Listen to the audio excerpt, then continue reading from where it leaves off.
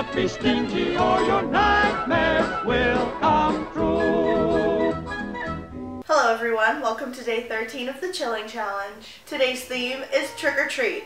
And not like going out to get candy trick-or-treating, but trick-or-treat like the Disney short. The very basic premise of this short is that Donald Duck is still a Trick-or-Treat was a Disney short made in 1952, and it stars Donald Duck, his nephews Huey, Dewey, and Louie, and a cute little witch named Witch Hazel. June Foray plays Witch Hazel. She's also the voice of Grandmother Fa in Mulan, Granny in many incarnations of Looney Tunes, and she was the live-action model for one of the mermaids in Peter Pan.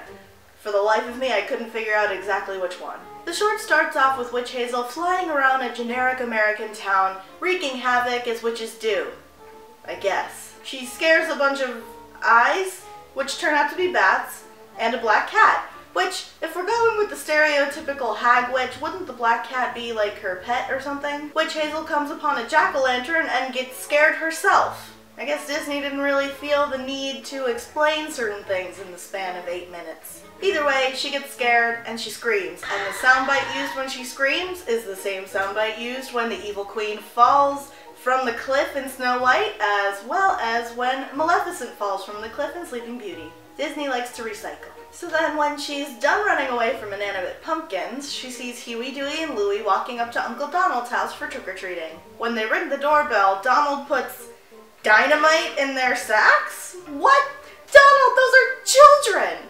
Apparently they're just poppers. I guess I don't know enough about fireworks in the 1950s. Maybe I should do more research on that. He also drops water on them, just to really stick it to the children that also happen to be his nephews. Oh, bless their little black hearts. While the boys go and sit on the curb, feeling sorry for themselves for having been tricked rather than treated. Witch Hazel comes along to try to cheer them up. Oh yeah, and her broom is named Beelzebub. I guess it has a mind of its own. When Hazel realizes that the boys actually believe in witches, she goes and tries to trick-or-treat for them. But Donald, being Donald, pulls her nose and drops water on her as well. So Hazel and the boys decide to cast a spell on Donald to get him back for tricking all of them now. She makes a potion spell type thing with a lot of really cliche witchy lines. Double, double, toil and trouble. However, she does reference that she's taking them all straight out of Shakespeare. This is the real thing, you know, right out of Shakespeare. Animators had a lot of fun with color in this scene. Witch Hazel puts a whisker from a billy goat in the potion, and the thing just explodes, and it's really pretty to look at. Hazel tries the potion for herself, and then this happens. As the boys and Hazel fly out to Donald's house on Beelzebub, the theme song starts playing again. Trick or treat, trick or treat, trick or treat for Halloween. When the pumpkin shells cast evil spells, your little white house turns green, your little white house turns green. The song is probably my favorite part of this short. It's just so dang catchy and cute. Hazel animates the jack-o'-lantern from earlier in the film, as well as some wooden posts that turn into ghosts. I guess because that rhymes. The jack-o'-lantern and the ghosts go out to Donald's house to haunt him before Hazel and the boys show up. They tell him this. You better not be stingy or your nightmares will come true.